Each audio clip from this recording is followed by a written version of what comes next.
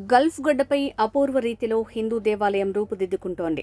90% నిర్మాణం పూర్తి కావడంతో తుది మెరుగులు దిద్దుకుంటోంది. అబుదాబి నగరంలో ఎంతో ప్రతిష్టాత్మకంగా నిర్మిస్తున్న హిందూ దేవాలయం నిర్మాణం పనులు చివరి దశకు చేరుకున్నాయి. త్వరలో ప్రారంభోత్సవానికి సిద్ధమవుతున్న ఈ ఆలయ నిర్మాణాన్ని బాబ్స్ స్వామినారాయణ్ సంస్థ నిర్మిస్తోంది. ఈ దేవాలయాన్ని భారత ప్రధాని నరేంద్ర మోదీ చేతుల మీదుగా ప్రారంభించేందుకు ఏర్పాట్లు జరుగుతున్నాయి. వచ్చే ఫిబ్రవరి 14వ తేదీన ఉదయం దేవాలయంలో విగ్రహాల ప్రతిష్టాపన జరగనుంది. అదే రోజు సాయంత్రం ప్రధాని మోడీ సమక్షంలో ఆలయంలోకి భక్తులను అనుమతి ఇస్తారు. హిందూ ధర్మం, భారతీయ శిల్పకళ సౌందర్యం ఉట్టిపడేలా నిర్మిస్తున్న ఈ ఆలయానికి 7 గోపురాలున్నాయి. గల్ఫ్ ఎడారి ప్రాంతంలోని అబుదాబితో పాటు యుఏఈ, దుబాయ్, షార్జా ఇలా మొత్తం 7 ఎమిరేట్లకు ప్రతీకగా 7 గోపురాలను నిర్మిస్తున్నారు. పూర్తిగా రాజస్థాన్ నుంచి దిగుమతి చేసుకున్న 20,000 టన్నులకు పైగా పాలరాయితో నిర్మాణం జరుపుకుంటోంది.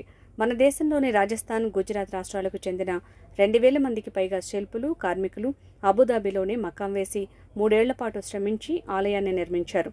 ఆలయంలో 402 తెల్ల పాలరాతి స్తంభాలను ఏర్పాటు చేశారు. ఒక్కో స్తంభంపై దేవతల శిల్పాలు, నెమళ్లు, ఏనుగులు, ఒంటెలు, సూర్యచంద్రులు, సంగీత పరికరాలు వాయిస్తున్న విద్వాంసులు ఇలా అనేక శిల్పాలను చెక్కారు.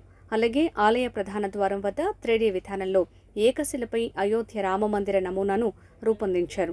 ఆ అద్భుతాలను ఒక్కసారి వీక్షిస్తే చాలు సాక్షాత్తు అయోధ్య రాముని దర్శించుకున్న భావన కలుగుతుందంటున్నారు నిపుణులు.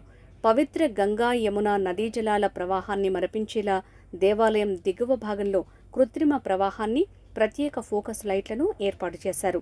అరబ్బుల నేలలో నివాసం ఏర్పాటు చేసుకున్న అనేక మంది తెలుగువారు కుటుంబ సమేతంగా ఆలయ నిర్మాణం సందర్భంగా నిర్వహించిన కలశ పూజలో పాల్గొన్నారు.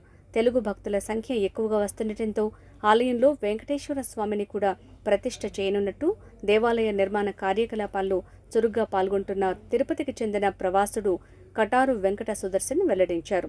గల్ఫ్ గడ్డపై రామప్ప గుడి తరహా నిర్మాణం అద్భుతమని మరో ప్రవాస భారతీయ ప్రముఖుడు రాజా శ్రీనివాసరావు పేర్కొన్నారు. హిందూ దేవాలయం కోసం దుబాయ్, అబుదాబి మార్గంలో 5.4 హెక్టార్ల స్థలాన్ని అబుదాబి యువరాజు షేక్ మహమ్మద్ బహూకరించగా, పక్కన ఉన్న మరికొంత స్థలాన్ని ఒక అరబ్ వ్యాపారి భారతీయులు అడిగి అడక్కముందే విరాళంగా ఇచ్చారు. భారతీయులు, ముఖ్యంగా గుజరాత్ రాష్ట్రవాసులు ఎక్కువగా ఉన్న బాబ్స్ సంస్థ ఈ ఆలయ నిర్మాణ పనులు చేపట్టింది. నిర్వహణను కూడా ఇదే సంస్థ చూసుకుంటుందని సమాచారం. అబుదాబిలోని ఓ ప్రైవేట్ స్థలంలో చాలా కాలంగా ఈ సంస్థ పూజా కార్యక్రమాలను నిర్వహిస్తోంది. అయితే తొలిసారి అధికారికంగా ఆలయ నిర్మాణానికి శ్రీకారం చుట్టింది.